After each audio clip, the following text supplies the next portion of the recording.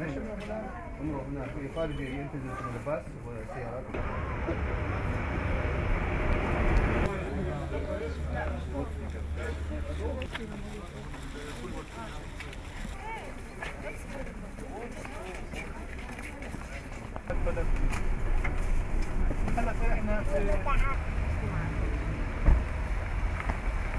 И предлагают сразу, чтобы они зашли позавтракали, а потом на самом деле документы.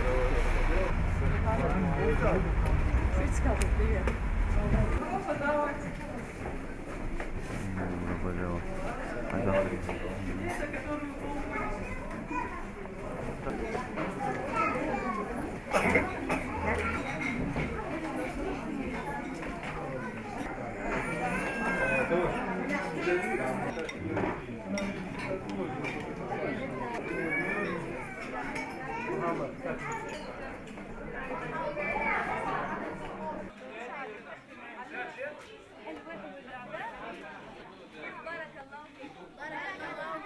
وإياك.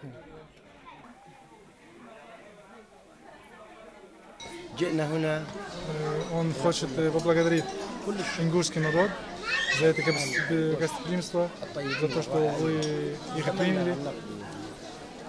Он рассказывает про историю, как там вообще эти обстрелы. Надеюсь, что придет время, когда у нас будет безопасность, вы приедете к нам, вас примем, иншаллах.